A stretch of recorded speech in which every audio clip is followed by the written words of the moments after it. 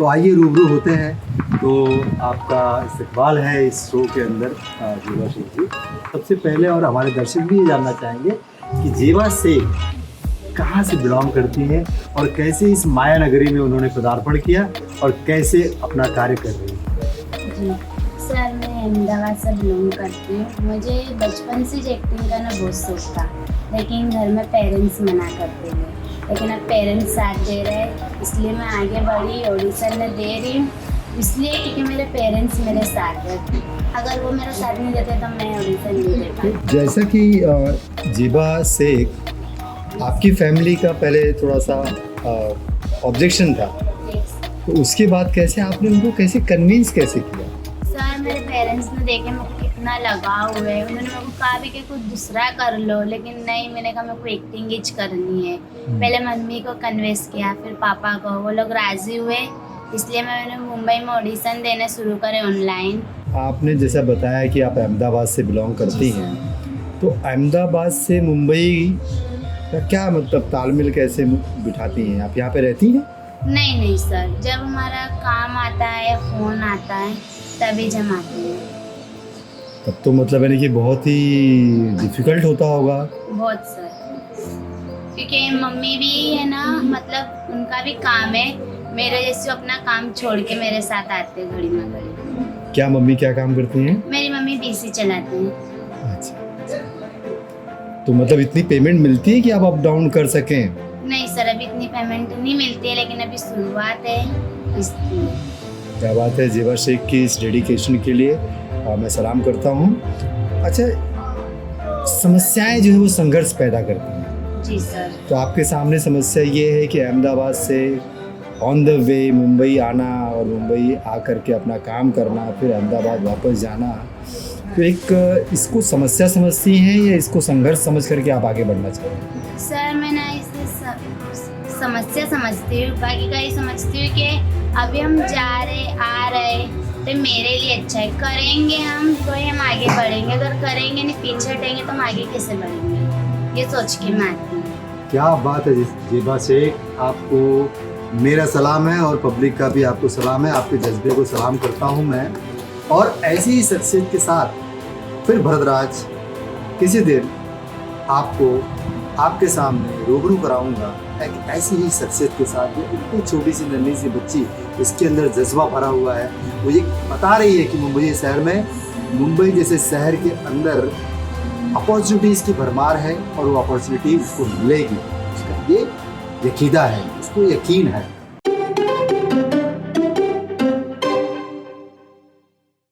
तो दर्शकों, ये रही राज अग्रवाल। ये प्रोड्यूसर, डायरेक्टर, राइटर और एक्टर, बतौर इतने टैलेंट के साथ में एक व्यक्तित्व को आगे बढ़ना, एक शख्सियत को आगे बढ़ना, ये खाने का काम बिल्कुल नहीं है।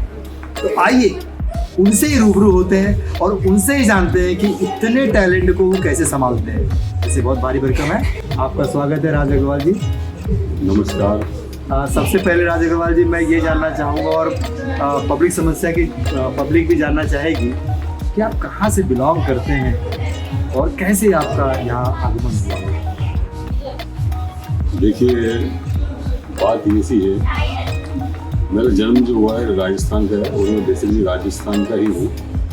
और बचपन से मुझे बहुत शौक था एक्टिंग का, फिल्म देखने का। मेरे पिताजी जब मैं छोटा था तो मुझे फिल्में लेके जाया करते थे दिखाने के लिए। तो वो दिमाग में उन्हें घर करते करते जब मैं समझने लगा तो मुझे लगा कि मैं ये हूँ, मुझे ये करना है। तो मैं दिमाग में हो गया। जब मैं स्कूल जाया करता था, जैसे ही मैं स्कूल खत्म होता था, घर आता था, बैग रखता था तो पिक्चर आ जाता था। तो पिक्चर के लिए मैंने मार भी बहुत खाई है। क्यों मार खाई? क्यों? माँ जो चस्का था वो पिताजी ने लगाया था और मारते भी वही थे मारते भी वही थे। तो पिक्चर देखने को जाता है, बोला कुछ बोल सकता, दिन में बोलता था, आप लेके जाते भी देखता था। मुझे आदत पड़ गई चुकी है। तो मैंने ये सोचा था कि मुझे एक्टर ही बनना है। तो राइटिंग का जज्बा कहाँ से आ रहा है? जब ये देखता था ना मैं, तो कुछ मेरे ख्याल हुआ कि एक्चुअली मैं काल्पनिक इंसान हूँ। मैं कहीं बैठा रहूँगा तो मेरे कल्पना के अंदर कुछ ना कुछ बनता रहता है। मैं कर रहा हूँ, मैं वो कर रहा हूँ, मैं कुछ कर रहा हूँ, ऐसा कर रहा हूँ। तो मुझे काल्पनिक बनती थी कल्पना की वजह से।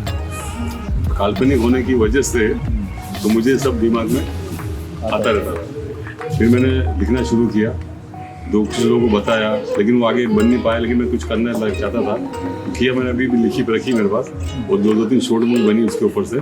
उसके बाद में फिर मैं बॉम्बे आ गया। आप सर्च करेंगे आप राज अग्रवाल एक्टर मोहम्मद स्पिरिट, तो IMDb में भी आपको मेरा मिल जाएगा, पूरा प्रोफाइल वगैरह उसमें आ जाएगा। तो ये डायरेक्टर, अभी देखिए मतलब एक्टिंग, राइटिंग और उसके बाद डायरेक्शन। जी, ये डायरेक्शन फिर क्या मतलब एक्टिंग और राइटिंग नहीं चली? नहीं, मैंने क्या कहा, जो कुल फिल्म में लिखता था ऐसी, तो मैं इस तरह से लिखता था कि मैं एक्टिंग भी कर सकूं। जब मैं राइटिंग कर रहा हूं तो मैं एक्टिंग भी करूं, और एक्टिंग जब कर रहा हूं तो मैं फिर डायरेक्शन के अंदर दूसरा कोई नहीं कर पाएगा, तो डायरेक्शन के अंदर भी मैं करूँ। और फिर ये प्रोड्यूसर वो मैंने अपना बैनर बनाया, कस्तूरी फिल्म्स एंटरटेनमेंट। अच्छा, क्योंकि मैं बोला लोगों के लिए मेहनत करता हूँ, लोगों के बैनर के लिए मेहनत करता हूँ, तो फिर मैं अपना क्यों ना बैनर बनाऊँ। संघर्ष के दौरान कोई ऐसा वाकया जो आपको याद आ रहा हो, जो आप पब्लिक को शेयर कर सके कि भाई मतलब यार ये भी वक्त मैंने निकाला है? हाँ, काफ़ी उतार चढ़ाव हुआ है। कई बार मुझे खाने की भी प्रॉब्लम आती थी, कहीं मैं पानी पी के भी सो जाता था, ऐसे भी मेरे पास टाइम आया।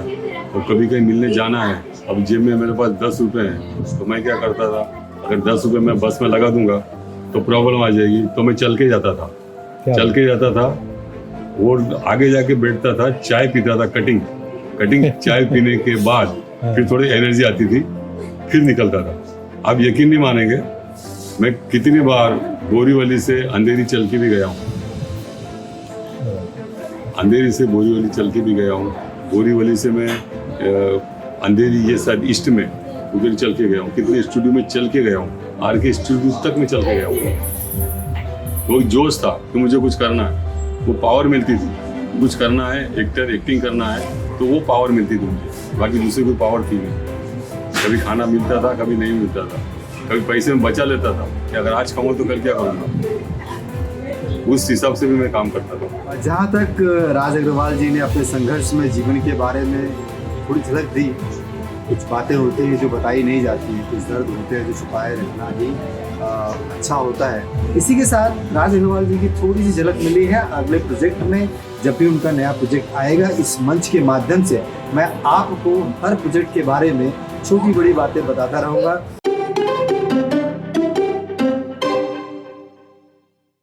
एक मेकअप मैन, जिसको हम हिंदी में रूप सज्जा कहते हैं, जो चेहरे को खूबसूरत बनाता है, और ये शख्स है सागर गुप्ता। तो सागर, आपका स्वागत है इस पब्लिक समस्या के मंच पर। और सबसे पहले मैं और पब्लिक समस्या की पब्लिक ये जानना चाहती है, सागर इतनी छोटी सी उम्र, मेरे ख्याल से मुश्किल से 20-22 साल के हो गए, है ना, तो इतनी सी कम उम्र में ये हुनर हाथ में कैसे और कहाँ से आया? उससे पहले कि आप किस धरती से बिलोंग करते हो और कैसे यहाँ पे मुंबई में आना? मैं एक्चुअली उत्तर प्रदेश का हूँ, यूपी का। उत्तर प्रदेश में जौनपुर जिले का हूँ, तो मैं वहाँ से ही पढ़ाई अपना 12th। जौनपुर में कहाँ से? जौनपुर में चंदौर, पोस्ट चंदौर। हाँ, तहसील किराकर है। तो हाँ, वहाँ से मैंने 12वीं की पढ़ाई पूरी की। फिर उसके बाद मैंने मुंबई में। तो सागर, मुंबई शहर में आपने कीर्ति कॉलेज के अंदर एडमिशन लिया और कीर्ति कॉलेज में आपने पढ़ाई की, तो यहाँ पे आपकी फैमिली रहती थी क्या? पहले रहती थी, बट लॉकडाउन के बाद वो घर पे चले गए गाँव। तो कैसे मतलब इसमें आना हुआ, ये मेकअप का जो आपने डिसाइड किया कि मेकअप मैन बनूंगा, तो कैसे? मैं थोड़ा अपने बचपन की कहानी सुनाता हूँ। बिल्कुल बताओ, पब्लिक जानना चाहती है। तो मैं जब पढ़ाई करता था तो मैं थोड़ा सा अपना टचअप कर देता था उससे ही। तो मुझे जो रिलेटिव्स थे या मेरे घर वाले मुझे परेशान हो जाते थे कि मतलब क्या कर रहा है। तो मैं पढ़ाई करते करते मेरे दिमाग में अचानक से आया कि मैं कुछ बहुत बड़ा करूँ इसमें। तो मैंने कहा कि मैं इससे रिलेट करता हूँ, क्योंकि जो सब बोल रहे हैं वो मैं वही करूँगा, अब मुझे बोल के दिखाओ। तो मैंने यही चुना। क्लास खोलकर आप लोगों को मतलब है कि मेकअप मैन इंडस्ट्री के लिए पैदा करना, ऐसा कुछ है? मैं सोच रहा हूँ मैं कुछ अपना as a YouTube journey start करूँ। सोशल मीडिया अकाउंट जितना लोग जानेंगे उतना आपको मानेंगे, ऐसा रहता है।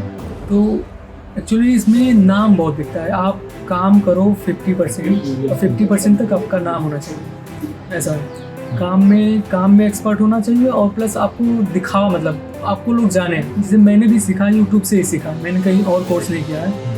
तो वहाँ सीखना, फिर वहाँ पे ही सिखाना। बहुत सारे लोग इतना अफोर्ड नहीं कर पाते हैं पैसा। जैसे और कोई इंस्टीट्यूट में जाते हैं तो डायरेक्टली 2-3 लाख रुपए मांग लेते हैं, तो ऐसा कोई कर नहीं पाता है। तो वहाँ से मैंने जो सीखा, मैं प्रैक्टिकल करता था और यूट्यूब से सीखता था। सागर का बहुत ही नेक ख्याल है और बहुत ही नेक विचार है, क्योंकि ये बहुत ही छोटे तबके से, जौनपुर जैसी धरती से आया हुआ लड़का है। मालिक जो है आपकी मनोकामना को पूर्ण करे सागर। और ये देखिए छोटा सा बच्चा जिसके अंदर जज्बा भरा हुआ है। दर्शकों, ऐसे ही लोगों को लेकर के मैं हमेशा हाजिर होता रहूँगा, उनके जज्बे को मैं सलाम करता रहूँगा हमेशा। ऐसे ही व्यक्ति के साथ मैं फिर हाजिर होऊंगा। तब तक के लिए अलविदा।